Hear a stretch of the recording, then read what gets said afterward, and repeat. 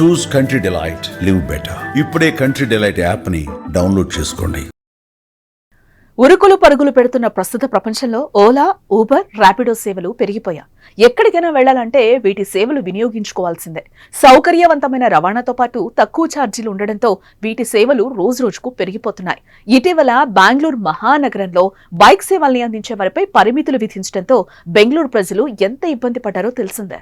ప్రజా రవాణా అంతంత మాత్రంగా పరిమితంగా ఉన్న నేపథ్యంలో ఓలా, ఊబర్, ర్యాపిడో లాంటి క్యాబ్ సర్వీసుల వినియోగం అంతకంతకు పెరుగుతోంది.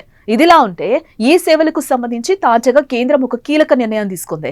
రద్దీ వేళలో ఛార్జీలు డబుల్ వసూలు చేసుకోవటానికి వీలుగా కేంద్ర నిర్ణయం తీసుకుంది. అదే సమయంలో మరో నిర్ణయానికి సైతం గ్రీన్ సిగ్నల్ ఇచ్చింది కేంద్రం.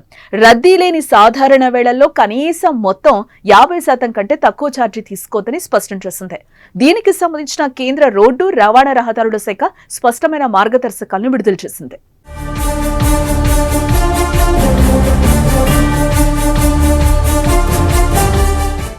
ఇక కేంద్ర ప్రభుత్వం తీసుకున్న నిర్ణయాలతో క్యాబ్ సంస్థలు కనీస ఛార్జీల్లో 50% తక్కువ నుంచి గరిష్టంగా రెండింతల వరకు వసూలు చేసుకునే వీలుంది. అంటే ఏదైనా ఒక నిర్ణీత దూరానికి బేసిక్ ఛార్జీ 50 రూపాయలు అనుకుంటే డిమాండ్ లేని వేళలో కనీసం 25 రూపాయల కంటే తక్కువ ఛార్జీ వసూలు చేయకూడదు.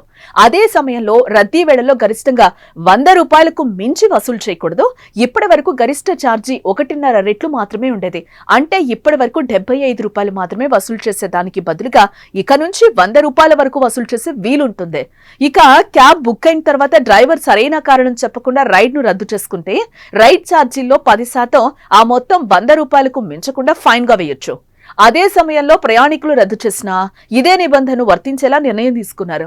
బుక్ చేసుకున్న తర్వాత ప్రయాణికుడిని పికప్ చేసుకోవడానికి క్యాబ్ ప్రయాణించే దూరం 3 కిలోమీటర్ల లోపు ఉన్నప్పుడు దానికి ఎలాంటి ఛార్జీ విధించకూడదని కూడా స్పష్టం చేశారు. ఇక మరో కీలకమైన ఆదేశాల ప్రకారం క్యాబ్ డ్రైవర్ సంబంధిత సంస్థ తమ యాప్ లో పేర్కొన్న దారిలోనే ప్రయాణించాల్సి ఉంటుంది. అందుకు భిన్నంగా దారి మారిస్తే వెంటనే కంట్రోల్ రూమ్ ను అప్రమత్తం చేసేలా అగ్రిగేటర్లు ఏర్పాటు చేసుకోవాల్సి ఉంటుంది.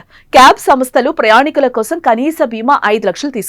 డ్రైవర్లకు 5 లక్షల ఆరోగ్య బీమా, 10 లక్షలు టర్మ్ బీమాను తీసుకోవాల్సి ఉంటుంది. ఇక క్యాబ్ సంస్థలు రిజిస్ట్రేషన్ చేసిన నాటి నుంచి 8 ఏళ్లు దాటిన వాహనాల్ని సర్వీసుల్లో ఉంచకూడదు.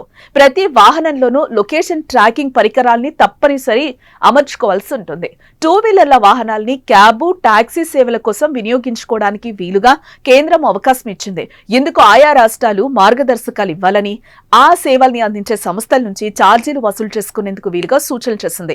మొత్తంగా కేంద్రం తీసుకున్న తాజా నిర్ణయంతో ఛార్జీల భారం ప్రయాణికుల మీద పడుతుందని మాత్రం చెప్పక తప్పదు. అందులోనూ పీక్ వేళల్లో బుక్ చేస్తే ఛార్జీల మోత రేంజ్ లో ఉండడం ఖాయం.